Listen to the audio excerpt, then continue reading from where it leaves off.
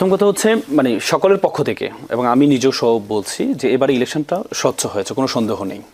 Election সুষ্ঠু হয়েছে, কিন্তু ইলেকশনের বিষয়টা নিয়ে যেখানে ফল গণনা পর্যন্ত আমরা ছিলাম, হ্যাঁ, যেখানে প্রশ্নটা সেখানে সেটা হচ্ছে গণনা এবং হচ্ছে আপনার ঘোষণার ক্ষেত্রে কিছু কিছু আসনে যেমন আছে এনসিপি থেকে একটু আগে সাংবাদিক সম্মেলন করে ওনারা কিন্তু বলেছেন, সজীব ভুঁইয়া বলেছেন 2008 সালের যে ইলেকশনটা, সেই ইলেকশনে বিএনপিকে 30টা আসন দেওয়া হয়েছে, সেখানে 32% ভোট এই বিএনপি পেয়েছিল, আর পার্থক্য ছিল মাত্র হচ্ছে 10 থেকে 12% পার্থক্য ছিল, কিন্তু আসনের ক্ষেত্রে প্রায় পার্থক্য হচ্ছে 230টা আসন আওয়ামী লীগ পেয়েছে।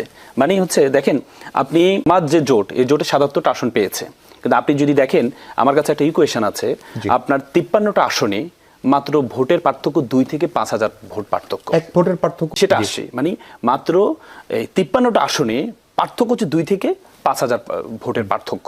হ্যাঁ, এই যে পার্থক্যের ক্ষেত্রে এখন প্রশ্নটা আসলো কিভাবে?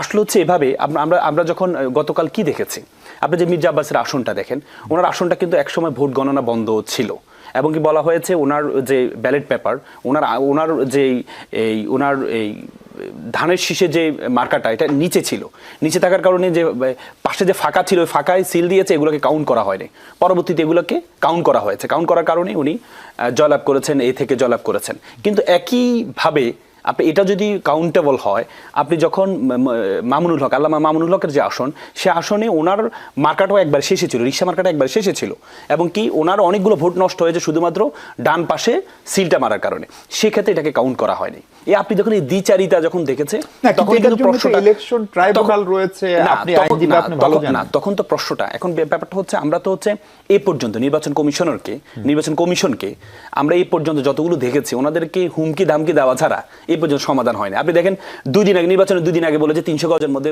মোবাইল ব্যবহার করা যাবে না, যখনই গিয়ে একটু আন্দোলনের কথা বললো, এই করলো, তখনই কিন্তু ওনারা আবার এটা থেকে আবার ফেরত আসছেন। আপনি অনেকগুলো বিষয় আপনি দেখবেন নির্বাচন কমিশনের। এখন ব্যাপারটা হচ্ছে এই যে এটা তো আমাদের একটা সংস্কৃতি, আমাদের দেশের একটা সংস্কৃতি যে কোনো কিছু হলে যে আমরা আন্দোলন করব, মানে এটা না যে আমরা সরকারকে মানব না, নির্বাচন মানব না, আমি আপনাকে আরেকটা প্রশ্ন করতে চাই, যেহেতু গত অংশে আমি আপনাকে পাই নাই। জামাত বরাবরই জামাতের জোট বলে এসেছিল যে 91 মডেলের ইলেকশন, শেষ পর্যন্ত কি এটা 91 মডেল ইলেকশনই হলো? কারণ আমি নিজে জামাতের আমির 91 মডেল কোন অর্থে বলেছিলেন? আমি মনে করি না, এটা জামাতের পক্ষ থেকে বলা হয়েছে এই জন্যই, আপনি দেখেছেন এই গণ অভ্যুত্থানের পরবর্তীতে ইলেকশনগুলো, গণ অভ্যুত্থানের ইলেকশন হয়েছে 91 ইলেকশন হয়েছে, এবং 90-এর যে ডাকসুর যে ছাত্র দলের যে ভূমিদস্যু বিজয়, সেটার কারণে পরবর্তীতে 91-তে একটা যেখানে আওয়ামী লীগ ক্যাবিনেট গঠন করে ফেলেছিল, তখন কিন্তু হচ্ছে পরবর্তী দেখা গিয়েছে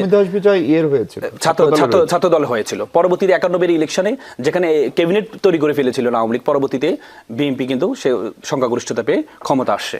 এখন পরবর্তীতে এই যে এবারেও আমরা যখন দেখলাম যে একটা অভ্যুত্থানের পরবর্তীতে ইলেকশনটা হচ্ছে, এবং কি ছাত্র সংসদ শুধু একটা না, 5টা ছাত্র সংসদের যখন ভূমিদস্যু বিজয় যখন জামাত শিবিরের এই থেকে যখন হলো, তখনই কিন্তু এটা একটা আশা। এখন আপনি তো আশা করতে পারেন যে কম্পিউটার যে পরীক্ষা দিতে যায়, প্রত্যেকে তো পরীক্ষা দেওয়ার আগে চিন্তা করে আমি ফার্স্ট হব। এখন আপনি তো বলতে পারবেন না যে তুমি ফার্স্ট হবে না, তোমার চেহারার মধ্যে ফার্স্ট হওয়ার কোনো ভাব নেই, তোমার প্রত্যাশা করে। আপনি তো বলে যে গ্যাসে বাঁচে ফানুস, আশায় বাঁচে মানুষ, আশা তো করতেই পারে। আপনি যখন কম্পিটিশন অংশগ্রহণ করবেন, আপনি যদি আশাই না করেন, তাহলে তো আপনি শুরুতেই এক্সামের আগে তো আপনি পরাজিত হয়ে যাচ্ছেন। এখন আপনি যদি বললেন যে মন্ত্রী ঘোষণা করে দিচ্ছেন, এটা মন্ত্রী ঘোষণা না, এটা হচ্ছে যে আপনারা যদি এই আসনে যদি নাহিদকে জয়লাভ করেন, তাহলে আপনারা ভবিষ্যতে যদি আমরা জয়লাভ করি তাহলে আপনারা একটা মন্ত্রী পাবেন। তার মানে কি? তার মানে এটা দ্বারা হচ্ছে যে যারা আছে ভোটার আছে, তাদেরকে একটা আশা দেখানো আপনাদের এখান থেকে একটা শুধু এমপি না, যদি এইভাবে বোঝেন যে সরকারের একজন দায়িত্বশীল কর্মকর্তা নাহিদ সাহেবকে একবার নিয়ে লিখেছিলেন যে তিনি প্রত্যাশা করেন, তার গুড উইশ ছিল তিনি একদিন বাংলাদেশের প্রধানমন্ত্রী হবেন, ফলে প্রধানমন্ত্রী থেকে তাকে মন্ত্রীতে আনা, এই আলোচনাও কিন্তু হয়েছে নাহিদ ইসলামকে নিয়ে।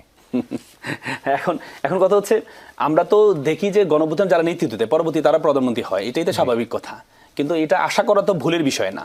আমরা তো সমস্যা হচ্ছে আমরা হচ্ছে একটা পরিবারতন্ত্রের মধ্যে আছি, দেশটা আমরাও একটা বৃত্তের মধ্যে আছি, এই বৃত্ত থেকে বের হতে পারি না। আমাদের দেশে আমরা ছোটবেলা থেকে, আমি আপনাকে বলি, আমরা ছোটবেলা থেকে আমাদের মাথায় ঢুকিয়ে দেওয়া হয় সবকিছু হতে পারবা, প্রধানমন্ত্রী হতে পারবা না, মানে আমাদের মধ্যে আমরা এই 35 বছর যে ক্ষমতায়ন আমরা দেখেছি আমাদের মাথার মধ্যে ঢুকিয়ে দেওয়া হয়েছে এখনো পর্যন্ত। আপনি দেখেন যে কিছুদিন আগে তারেক রহমান সাহেব বলেছেন যে শেখ হাসিনার ছেলে মেয়েরা ইচ্ছা করলে রাজনীতি করতে পারে। তার মানে কি পরিবারতন্ত্রটা তোমার পরিবার যদি না থাকে তাহলে আমার পরিবারতন্ত্র যদি থাকে, বিপরীতে যারা আছে তাদের সাথে তো আমি টিকতে পারবো না। সুতরাং তুমি আসো, তাহলে আমি টিকতে পারবো।